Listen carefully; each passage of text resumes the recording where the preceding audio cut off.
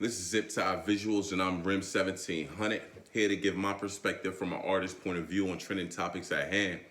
Now, before I begin, I'd like for y'all to subscribe, comment, like, share, do whatever you do. It'll really go a long way on the road to 1K, so let's get it. I won't wait, that's not in my traits. You niggas squares like crates, so you procrastinate and filled your heart with hate. So my circle got small like plates. I run this shit like a race. What up, ZTV? It's Rim 1700. And this episode, we're going to speak on that mass shooting that happened in the nightclub down in Dallas, Texas, surrounding Lil Durk. And we're going to speak on the Bronx, New York, finally memorializing and showing Big Pun some love, naming a whole boulevard after him. Shout out to him and his family. Rest in peace to Big Pun. He's definitely a legend. And we're going to go ahead and talk about that NBA Youngboy getting chased down by the feds. They nabbed him. It's getting real crazy. It's scary out here for these rappers.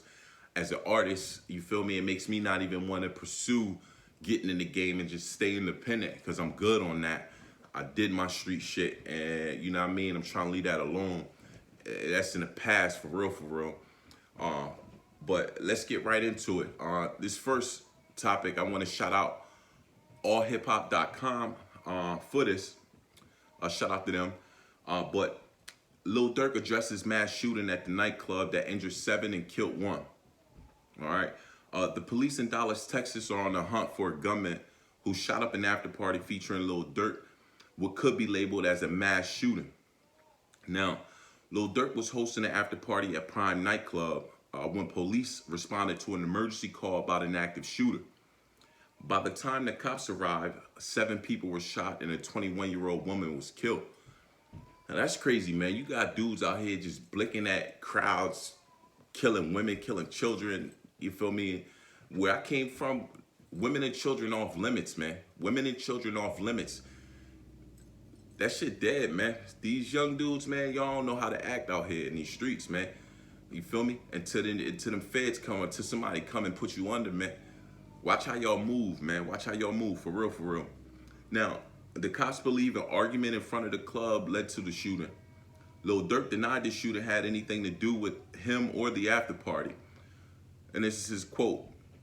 The quote starts off, "So cap, it wasn't a shooting, not even a fight at the club. Seemed like the police got ninjas working real street ninjas. Be safe out here," Lil Durk said on his IG post.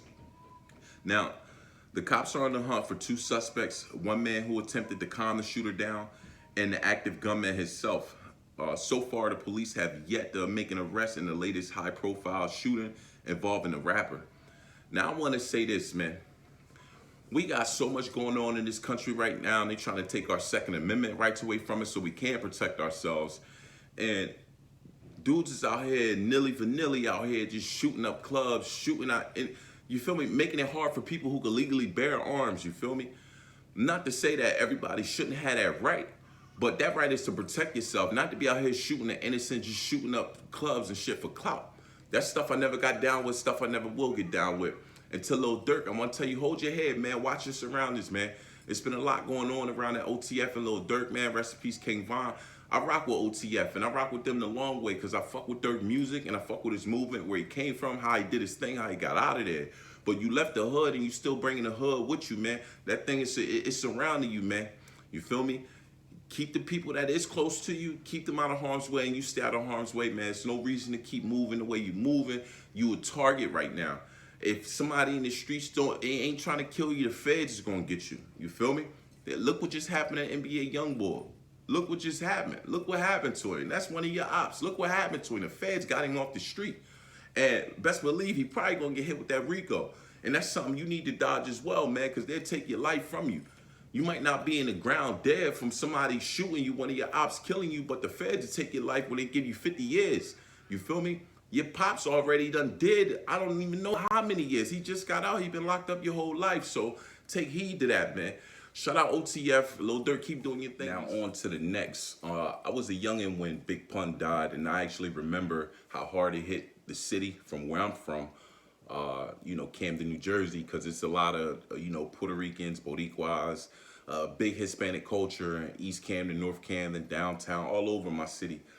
So when Big Pun died, I probably was like 10 years old, maybe somewhere around there. But I remember 10, 11, 12, something like that. But I remember he had a few hits. So rest in peace to him.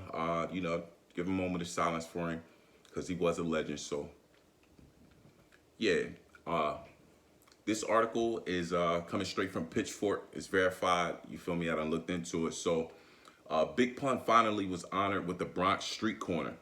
Now, it goes on to read, the corner of East Forham Road and Grand Concourse will now be known as the Big Pun Plaza. Big Pun, the late rapper born Christopher Rios, now has a street corner named after him in New York City.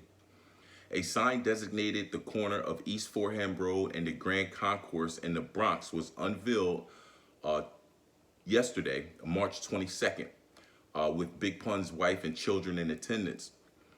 Big Pun died in the year 2000, of a heart attack in White Plains, New York. I remember that because he was trying to live. He was trying to lose all the weight, running with Terror Squad and Fat Joe, and he really was doing good. He had lost like 100 pounds or something. He even said it in one of his hit songs. And then out of nowhere, man, he checked out from a heart attack, man. Rest in peace to him. You know, if you out there and you battling with weight issues or you obesity or eating and all that, you know, seek out some help if you want it, man. That weight and the heart attacks, that's serious, man. The diabetes and stuff, that's serious, man. So, you know, put your health first. Make your health a priority when you try and do good and you fighting them weight battles. You know, I know a couple people fighting weight battles. They trying to lose it. They don't want to check out, man. They don't want to check out. Now, the plaza dedication is the first official designation from the city. Though not the first time a Bronx street corner has been dedicated to Big Pun, in 2014, a fan bought a sign from the New York City Department of Transportation website, posting it up on the corner of East 163rd Street and Rogers Place on the anniversary of Big Pun's death. It was quickly removed. A 2011 effort by his sister proposing a dedication in the Bronx Community Board, too, was unsuccessful. After similarly unsuccessful attempts with a local community board, the family of slain rapper the Notorious B.I.G. was able to get a Brooklyn street corner renamed in his honor in 2019. Big Pun's solo debut album, A Capital Punishment, was the first album by a Latin rapper to go platinum. It was nominated for Best Rap Album of the year 1998, and it, you know, was nominated for a Grammy. So, to me, I'm feeling that. Like, even though he died 21 years ago, and it took this long for him to get his roses. I mean, he been getting his roses, but for the city to acknowledge him, as much as New York City is going through, like I said, I'm from Jersey, so New York ain't but 2 hours away. I got homies there. I go there all the time. So for New York, as much as they're going through right now, for them to take the time out to finally get this man his roses and honor him, I think that's you feel me? That get a 100 from me. That get a 1700 from me. That's solid, man. That's solid. So shout out to Big Pun family. Shout out to Big Pun. Rest in peace, him. You know what I mean? And on to the next.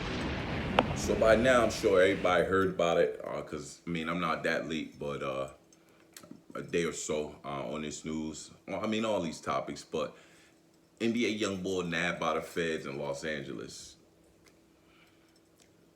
I feel like they're gonna hit him with that RICO. They got Casanova out of there. Look what they did to them Treyway Bulls.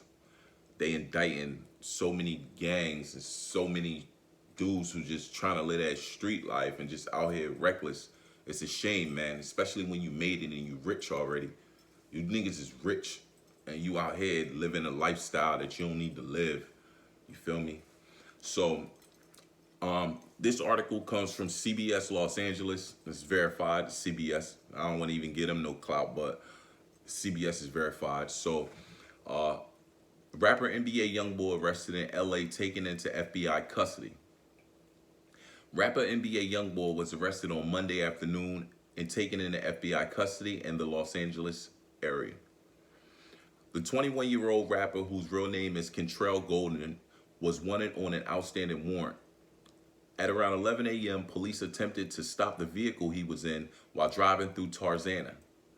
The vehicle didn't pull over, prompting a short pursuit, which ended with the rapper trying to flee on foot.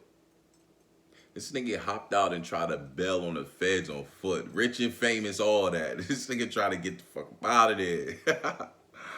Now, he was arrested and taken into custody around 1 p.m. So, I mean, the chase started at 11 p.m., 11 a.m., excuse me. They caught him at 1 p.m., so this nigga was moving for 2 hours. Shout out to him. He should have got away. Shouldn't have been doing all that fuck shit anyway. But now, back in September, the Baton Rouge rapper was among 16 people arrested on drug and firearms charges in Louisiana. Golden also served 90 days in jail in 2019 after a judge handed down a temporary probation hold in a 2016 non-fatal shooting case. Prosecutors moved to dismiss the case, his probation completely as well, which would have sent him to prison for 10 years, following his involvement in a Miami shootout in 2019 that left a bystander dead. Now, I remember that. That's when he was beefing all crazy, had all this beef with Kodak and them, I believe. If I'm not mistaken, if I'm wrong, I have to look back into that, but I wasn't making videos around that time. I just remember reading up on it and watching it. But I think he was beefing with somebody from Florida and they got into a shootout at a concert or something like that. But NBA Youngboy, man, you made it, bruh. You made it. You got out of here. You live in a lifestyle as far as being wealthy and making it in the game as a rapper that a lot of dudes out here is to do anything for. You feel me? You made it. You rich. What are you doing, man? Like a lot of y'all rappers, what are y'all really out here doing? Y'all out here wilding. You running around with straps. You should have a bodyguard if you can't legally carry arms, man. Or you should be trying to get your record expunged, hire some lawyers so you can bear arms, bro. You rich. They should be able to give you arms instead of riding around illegal, getting all this nonsense, all this dumb shit in the music video with 20 guns. Like, bro, they gonna roof you, and I wouldn't be surprised if they come hit you in a 4K Trey or 4K T, whatever y'all call yourself, with the RICO, man. You see what they handed out? They handed out the RICO so they can book you forever, man. And with the RICO, if your man get charged with murder, you gonna get charged with murder, even if you ain't do it. So I know y'all beefing with a lot of people, you know, with the TBG and the BBG and all that. Any of them dead bodies, any of those bodies they could bring up, and they got evidence, they gonna put it on y'all. And then somebody gonna rat and they gonna be pointing fingers, man. That's how it go. Your man's is only your man's until the feds get him. And then it's every man for theyself. You feel me? That's why I respect King Von, because when they got him, granted it wasn't the feds, but when the state picked him up on that body he beat, he shut his mouth. He ain't say nothing. He ain't say nothing. The boy snitched on him, ratted. The boy ended up getting 31 years, and they let Von go. They let Von go. You know why? Silence. I'm not saying nothing. You can sit me down for 2 years. I'm not saying nothing. Talk to my lawyer. Talk to the rats who rat, and I'm still not saying that. I'm not putting myself at that scene. I'm not going to say I was there. I'm not saying nothing, because that's all you need is for me to put myself at the crime scene. Even if I ain't do it, you booking me for it. And when y'all learn that, that's when y'all do better. Don't do the crime if you can't do the time. You feel me? So this is ZTV. This is an episode. I'm Rim 1700. I'd like for y'all to like, comment, share, subscribe. Tell me what y'all think about this video. I'm gonna try to upload a lot of videos, frequently to try and get this channel popping. But anything to help, you feel me? It's gonna be a long way on the road to 1K. So I appreciate any support. Like, comment, subscribe, share this. And I'm know what it's worth. No, I can go ahead and get it and flip it if it get worse. Touch one in mine, put your ass in the dirt, going crazy.